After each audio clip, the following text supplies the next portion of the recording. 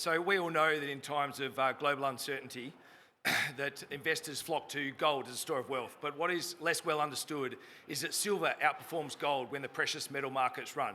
Usually in these cycles, gold starts early, but then as it becomes relatively more expensive, silver momentum begins and then basically catches and passes gold.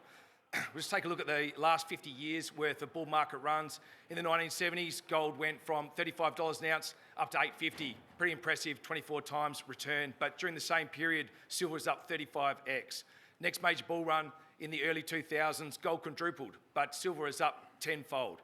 And you can see this cycle starting to come again now. Gold started to run in about 2022, and now silver is just starting to build momentum. It's up 30% this year already. And if history is any guide, it's got a long way to run to both catch and then fly past gold. So why does silver outperform? There's a few reasons why, but in part it's because when gold goes off into the vault, silver gets up and goes to work. It's got dual utility. Gold is primarily a precious metal, whereas silver is both a store of wealth as well as an important industrial commodity.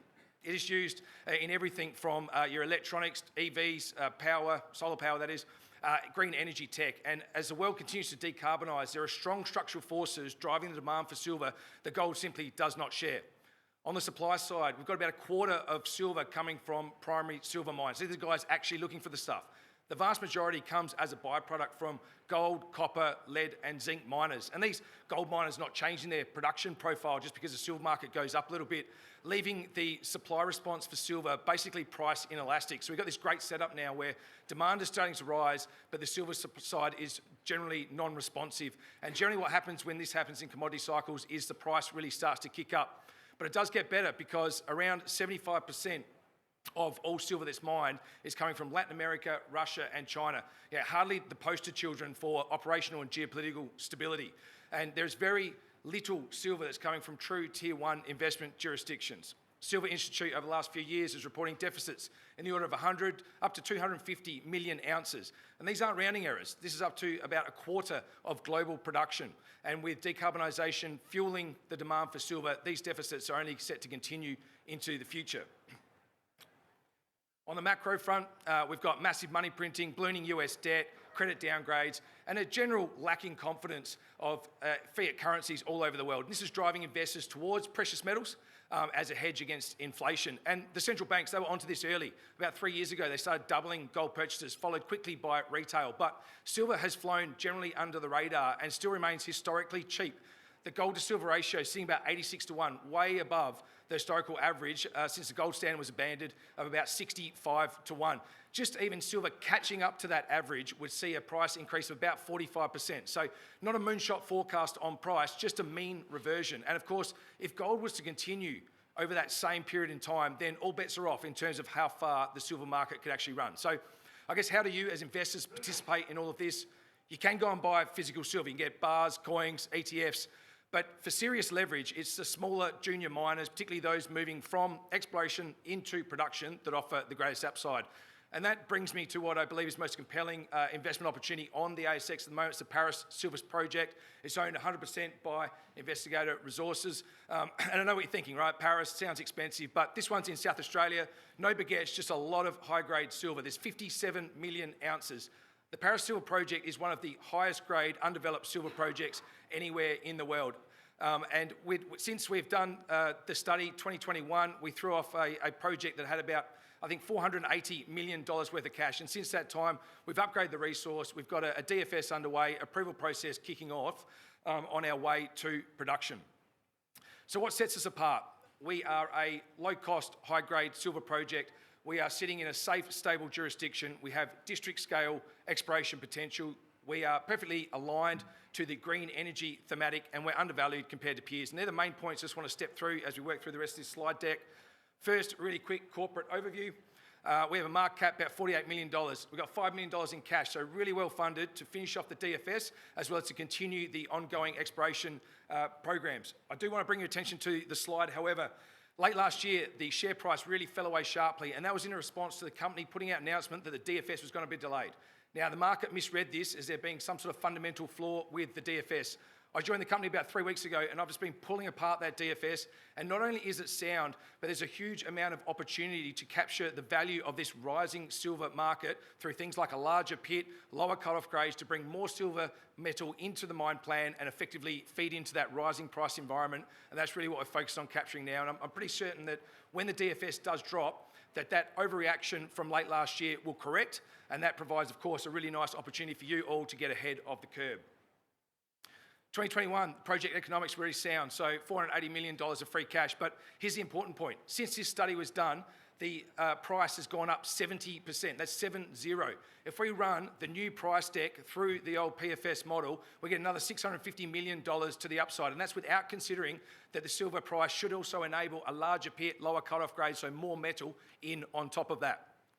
So we have the definitive feasibility study now underway. A lot of key studies already complete along the lines of this, and I'm really just focusing now on making sure we capture the value that this increased silver market has to offer.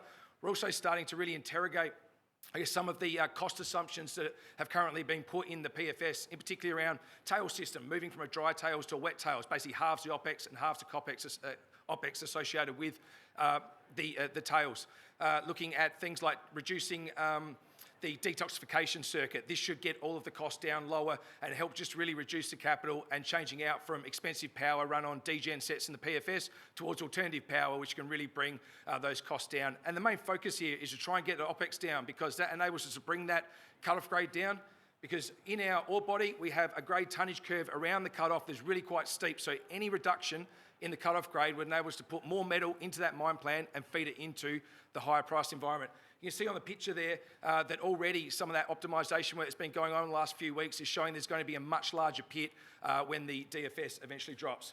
In parallel to this, we're also undertaking the mining permitting process on our pathway to production.